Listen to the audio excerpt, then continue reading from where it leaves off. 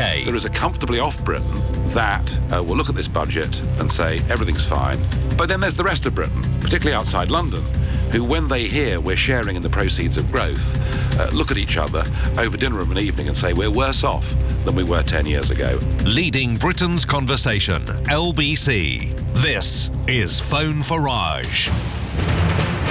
Ukip leader Nigel Farage takes your calls with Nick Ferrari at breakfast. Call 0345 6060 973. Tweet at LBC. Text 84850. This is Phone Farage with Nick Ferrari at breakfast. Only on LBC. This is Nigel Farage with another edition of Phone Farage here on LBC. And you could be on the line now with your question. So to get involved, please call me on 0345 60 60 973. And you can watch here on our website, lbc.co.uk. And our first caller is Phil in Sidcup. Good morning. Good morning, Nigel. How are you? I'm all right, thank you. Good. You said that the NHS nearly killed you, and you've tried to push through a policy for private health insurance within your party. How can we sort of trust you now not to damage the NHS, considering your views for private health insurance? Well, no, I mean, let's deal with that. What I said a few years ago was we're going to have to think differently. Let's look at what the French do. Let's look at what the Dutch do, where there is, a much bigger insurance element in how they fund healthcare. I open up lots of debates, Phil, within UKIP, some that I believe in, some that I think have to be had for us to make up our minds. And we have decided, actually, if you look at what happened since 1997, the increasing privatisation of the NHS hasn't worked. And I'll give you two examples.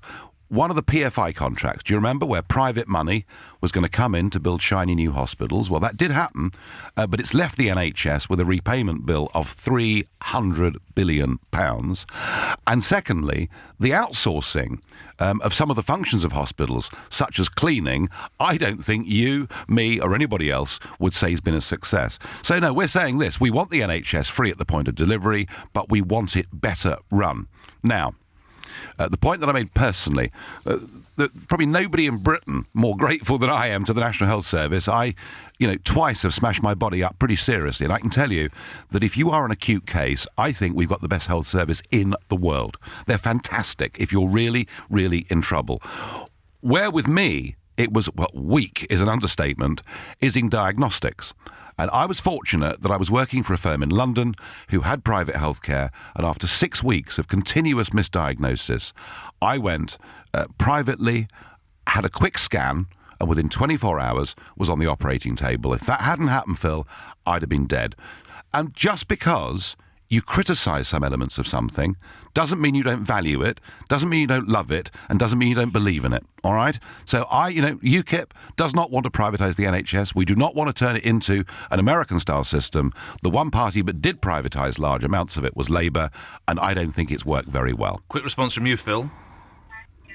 No, it's fine. I mean, I'm happy to respond. Oh, that's very good. I just have to say, Mr. Farage, you said earlier this week, those that can afford to do it, that is, go private in healthcare, should, and they will find healthcare to suit their needs. You then make the point that many of my listeners would agree, getting an appointment with a GP has become a big problem. Absolutely. But so you are saying that people who've got a few quid should go privately? Well, the rich have got richer. Massive change in this country. That sort of richest 5 or 7% of the country could easily afford private medical care. And I know that people working in So they should? Well, I think it would be a good thing if they did, because it would actually help relieve some of the burden that is on the NHS. How would you do that, though? You can't force people. You can't force people to do so it. So it would be nudge. And I would just say, if you can afford it, take out private healthcare. If you're in a high-powered job, getting a GP's appointment now is almost impossible anyway. I mean, really, it's very, very difficult.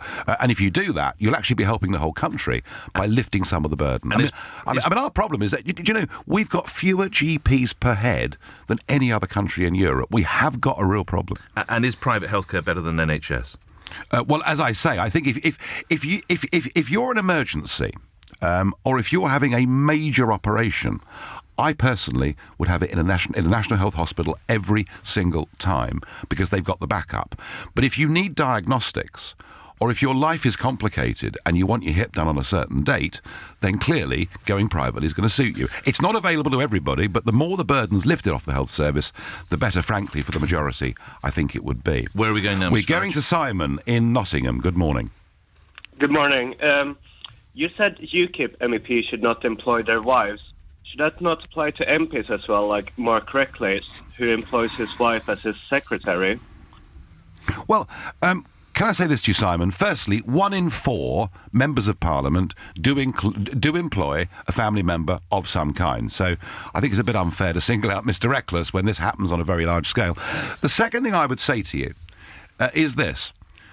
There are all sorts of MPs and MEPs from this country. Some clearly are pretty lazy and don't bother very hard. Others work extraordinary hours. And if they've got somebody at home they can work with at 11 or 12 o'clock at night, it would be rather difficult with a normal secretarial relationship for that to be. So there are circumstances in which I would say to you, actually, it's not the wrong thing to do. Perhaps there's a question on the sheer number. Response from you, Simon? Yeah, but I just want to point out that you previously have said that they should not employ their wives, and you're Have you now said that, making Mr. Farage? No, I've never said that. I said that UKIP MEPs shouldn't employ their wives because I thought we should try and stay above and beyond suspicion. UKIP MEPs, I've laid down no rules for MPs, and I... Why would there be the distinction there? Because the whole European system is frankly so much more open to abuse, and we've seen the case with a British MEP, not from our party, a different party, who didn't just employ his wife, he employed 2 of his children as well. So what I've said is let's try and keep ourselves removed from that as much as we possibly can. All I can tell you is Mark Reckless is an incredibly hard-working bloke. And do you employ your wife? No, she's worked for me for a long number of years. Most of them unpaid, a brief period of time paid, and she currently still works for me. Paid or unpaid? Unpaid from me. Unpaid from me. Paid from UKIP? The UKIP helps a little bit with some payment. Very modest payment. Right. Very modest But payment. isn't that one rule for them and one for you then? Well, I tell you what, Nick, I get home at midnight most nights. I get up at 5 in the morning to come and do things like this. If I didn't have the alternative, of course, is to have a live-in secretary, which I don't think with most family arrangements would work terribly well. No, but I mean, look, we don't want... Isn't it easier to just say, yes, you can have them, or no, you can't have them? So it's not MEP versus MP versus party leader. We just have a definitive stance here, Mr. Farage. I don't want UKIP MEPs in Brussels to be seen. And we've got one or two issues this morning around this potentially. Well. And I don't want UKIP MEPs to be seen to be going on the gravy train with their whole family. All right? All right. You mentioned the issues. Yeah. We have got to come to this. This is, of course, the suggestion that your UKIP MEP and prospective parliamentary candidate down in Kent, down in the constituency that Michael Howard had in Folkestone, isn't it? Janice Atkinson, one of her staff appears to have availed herself of a bill far in excess of the actual genuine expenditure. What is the situation regarding this, Mr. Farage? Well, I was deeply shocked when I saw it. I thought one of the most incredibly stupid and dishonest things I've ever seen in my life. This was a member of staff, as you quite rightly say.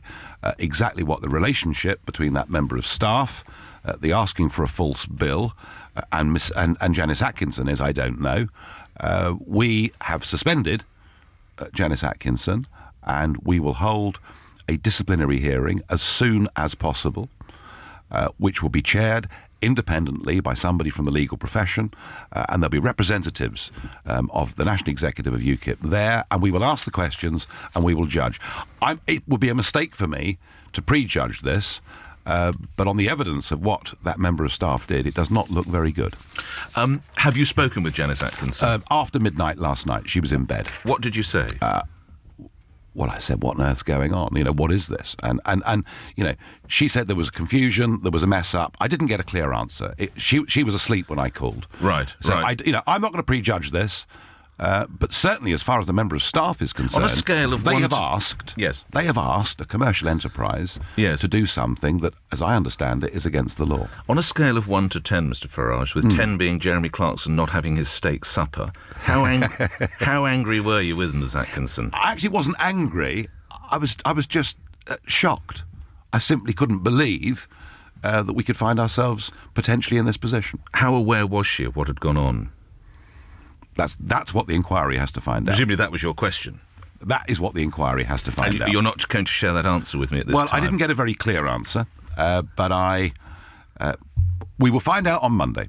Monday. As soon as that? Yes, we will. Yeah, obviously, convening something over the weekend is impossible. This only broke late last night. There will be a full disciplinary hearing on Monday, and we will pronounce. And you know what this speaks to, and you've talked about this in the past. It will be seen that UKIP is a strange party. You have this collection of, I think it was one called Fruitcakes, Losers and Nutters, I think the Prime Minister wants to refer. They're some of the nicer things. Look, we've had, in the space of the last month, I mean, two of the most senior politicians in the country effectively disbarred from being candidates. One from the Conservative Party, one from the Labour Party. The fact that we potentially are joining that club is not a source of happiness to me. We've got a call on this. We do. Yeah. Atik in Windsor is going to ask me about this, I believe. Atik, you're on the radio. And Atik has just dropped off. Mr. Farage, let's go to the other caller that you have notice of there, I think is... Yeah, John in Tiverton, I think is the... We're moving on to other matters. John, go ahead. Yeah, hello, Nigel. Hello, good morning. Your main condition for doing any deal with Cameron and the Tories after the election is a referendum this year. I've heard it said that it's possible for this to be prevented, particularly by the House of Lords, stopping the bill going through. Is that true? I think if the House of Commons was to pass something as fundamental as a referendum on our EU membership, and the House of Lords stopped it, I think they would be effectively signing the death warrant of that chamber, and we'd probably move to an elected Senate very, very quickly indeed. I think it unlikely that the House of Lords would stop this. But John, can I just say this, that what I've said is that if UKIP finds itself in a position of influence after the election, having the referendum now and not going through a phony renegotiation is part of it. But how the referendum is conducted, what the question is, what the rules are, and crucially, who can vote. Who is eligible to vote? Is it just British passport holders or isn't it? They are the kind of terms that I would look for. What I do not want to see is David Cameron do what Harold Wilson did 40 years ago and, frankly, hold a referendum that was not full, free and fair. And that, to me, is the important thing. Let's make our decision on this, but let's do it on a fair-minded basis. Quick response from you, John. Question answered. Well, I hear that a lot. I have to say, I do hear that a lot with Mr. Farage, not necessarily all the politicians. We move on. Nigel Farage, we move to Bob in Guildford. Good morning, Bob. Yes, good morning to you, Nick and Mr. Farage. Hello, sir. Could I just ask, as the Metropolitan Police Federation in London have recently put out that there's 1,400 fewer police officers in London today as compared to 2010, and we're at a time of increasing severe threat, and yet to receive a £800 million cut further in budgets, what is your stance on policing and to avoid policing falling into, levels we've never been before? Yeah, I know from from sort of campaigning that morale in the police force appears to be incredibly low, not just over cuts to the numbers of frontline policemen, but also some retrospective changes to pensions.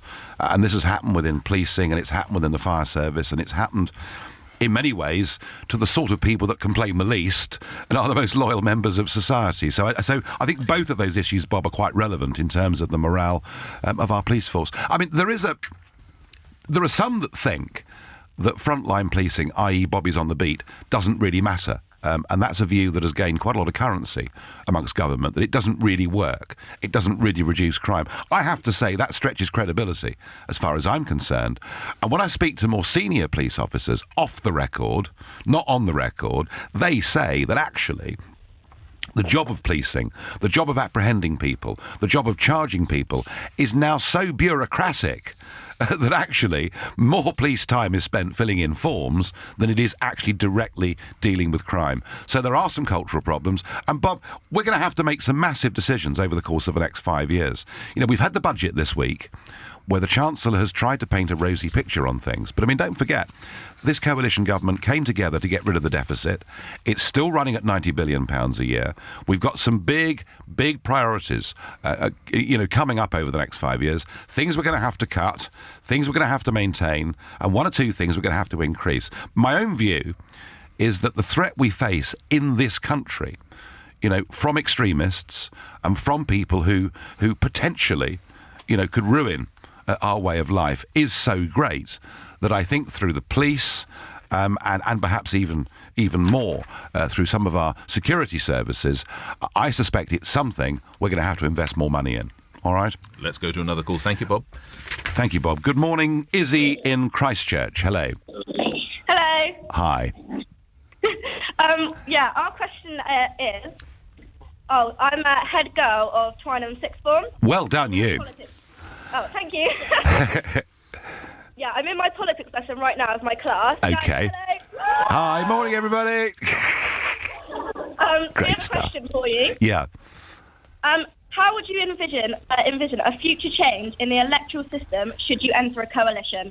Well, look, the first past the post system worked very well when it was Whigs versus Tories, when it was Labour versus Tories, and for much of our political life, it has been dominated by a two-party system, as indeed American politics is. First past the post works very well when the person that wins the constituency gets over 50% of the vote. The system then has legitimacy.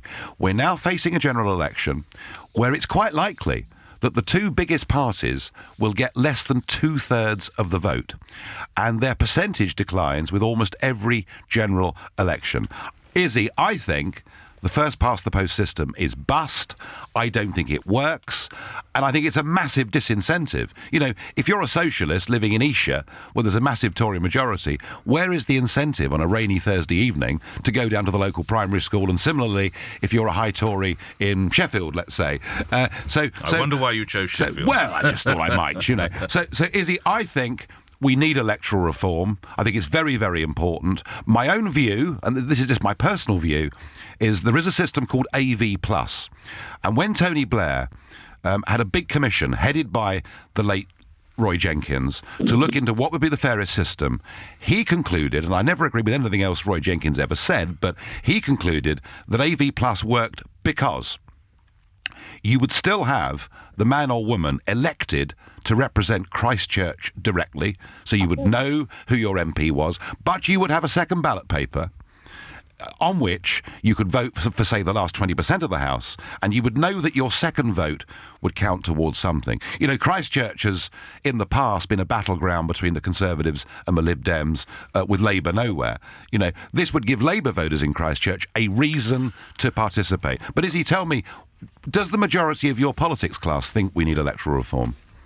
Yeah. Yeah, we do. Good. Excellent. Izzy, how many of you in... It's the host here, Nick. How many in that classroom at the moment? 21. And some of you presumably will have attained 18 by May the 7th, so you can vote.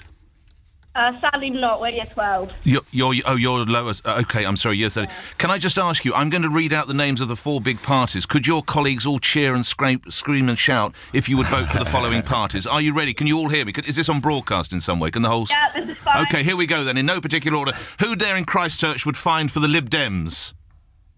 Interesting.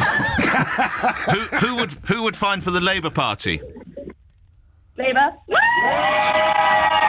Who would vote Conservative? And who would vote Ukip?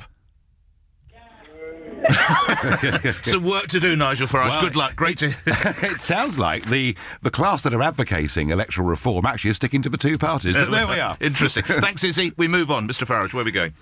Great. We're going to James in Welwyn Garden City. Good morning. Good morning, Nigel.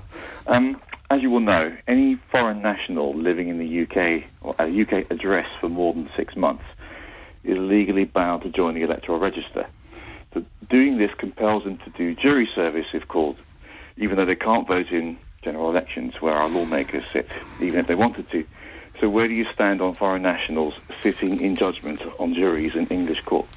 I think it's a mistake. I think we need to upgrade and revalue and rethink what the British passport is and what it actually means. And I think it is. I mean, how could somebody not be entitled to vote in the general election and yet be allowed to pronounce, perhaps in a very important case, on a jury? I think, frankly, James, I think we got the system wrong. I really do. What do you think?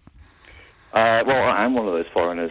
So I would like to either move my vote here, if I could, in the Netherlands, or be ineligible for jury service. Yeah, fine. No, listen, I'm with you. It's one or the other. So if you applied for British nationality, you would then get both. But as you are.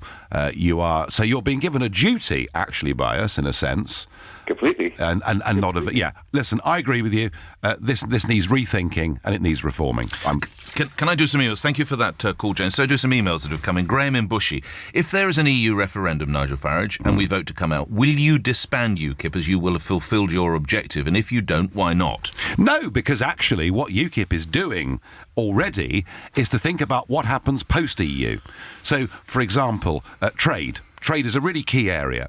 And we're the one party writing papers and debating and discussing how we deal with the UK's global trade post being members of the European Union. So I want to say this.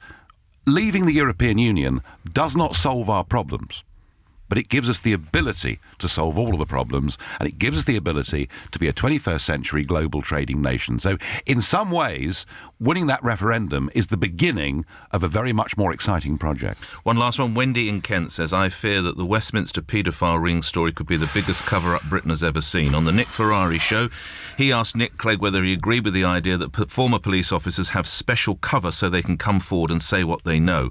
A caller earlier to Nick Ferrari had said that he feared he'd lose his pension if he came forward. Does Nigel Farage agree we need a change in the law?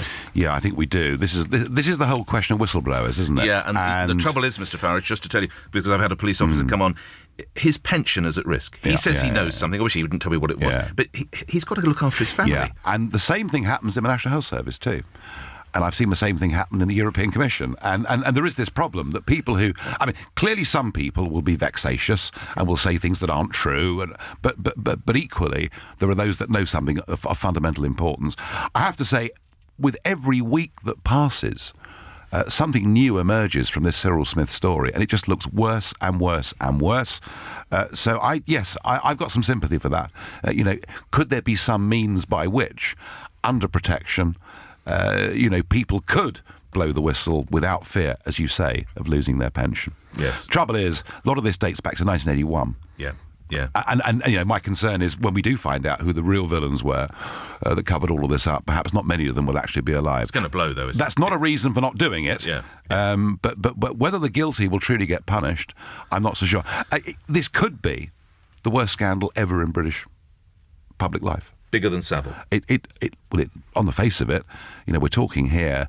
There are allegations of people actually being killed. Yes, murder. Yeah, and that's far worse even than the shocking Savile case.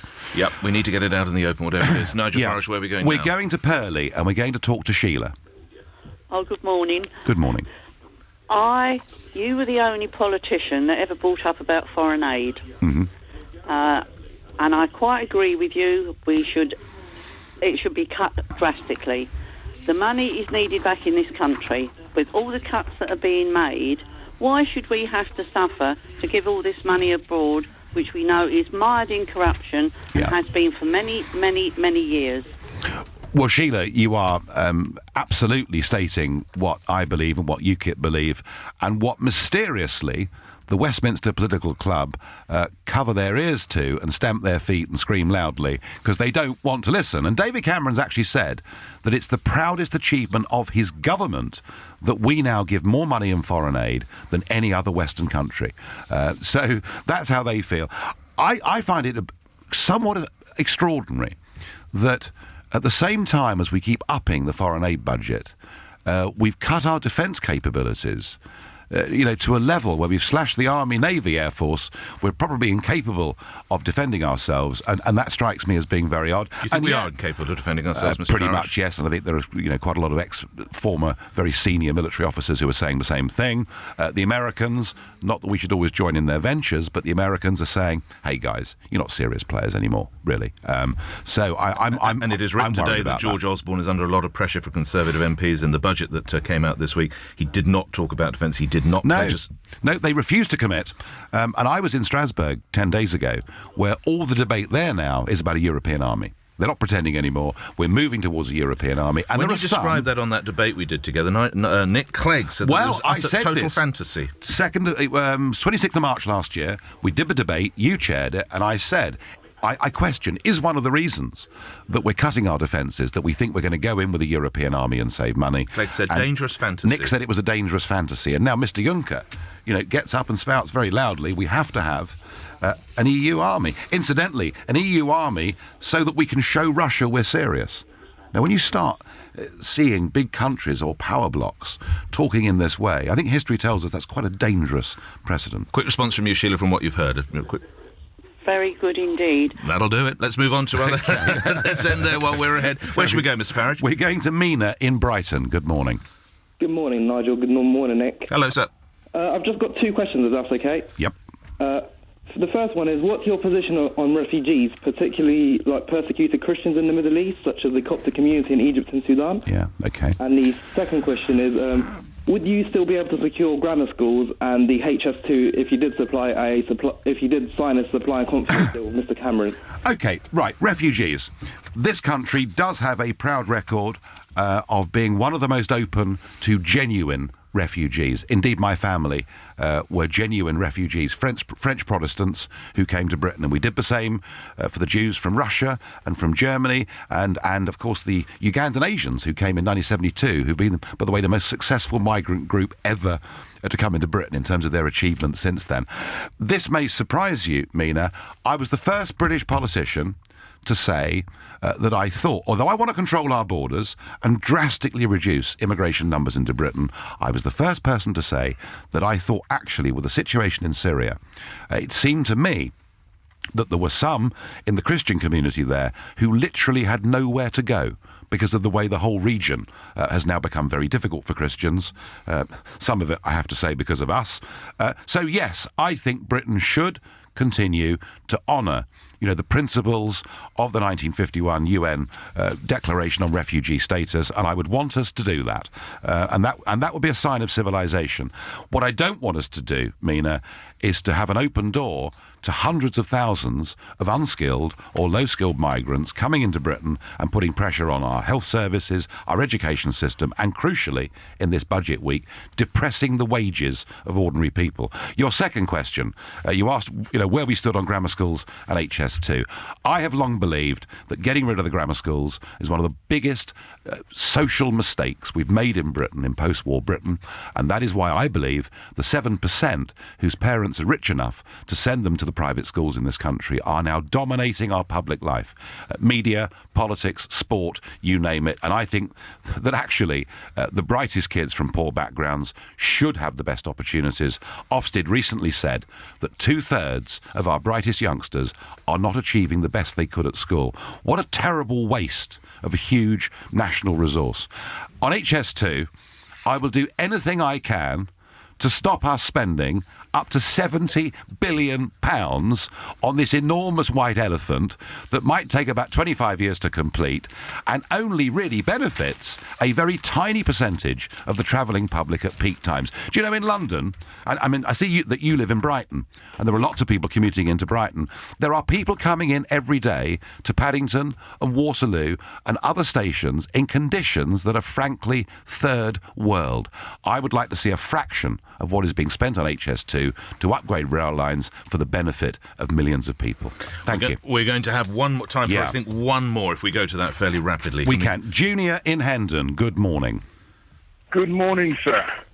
I'd like to ask you your views on the programme that was on recently regarding the racist election in Smethwick, and how does it relate to your party?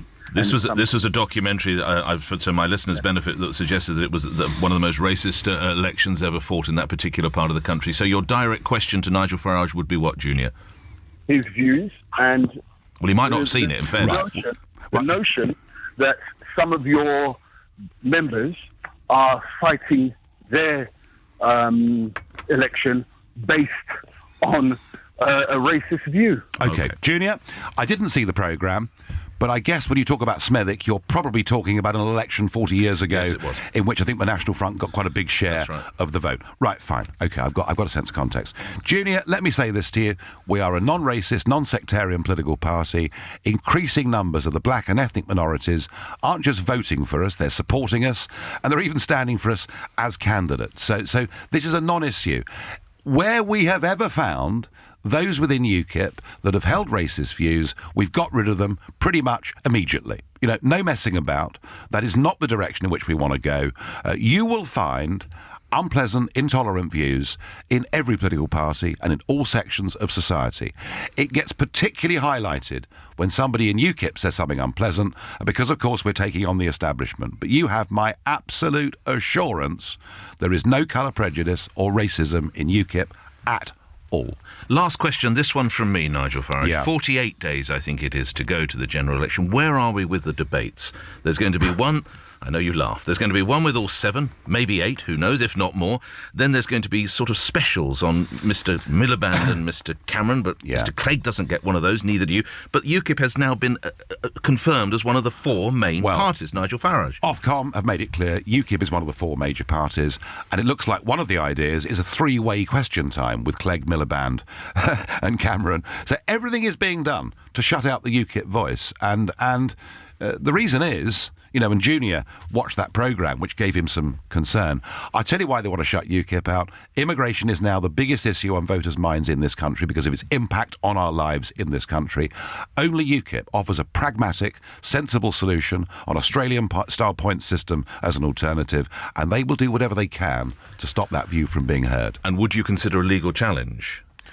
UKIP, because if you are, as you rightly say, Ofcom, which is in charge, just to explain to listeners, they regulate broadcasting, so 3 of the big 4 can have a question time special, but you can't. Would you challenge that legally? I get bored with making lawyers rich. That's it. That's the end of Phone Farage. We cross up program 9:31. This is the moment of the eclipse, I understand. So, Nigel Farage, thank you for being on. Only this would eclipse your appearance here on Phone Farage. We go to the LBC News Bulletin. From the roof, Lisa Aziz. Yes, absolutely, Nick. Thanks very much indeed. Well, I can tell you the skies are certainly darkening up here on the roof of LBC's Leicester Square studios.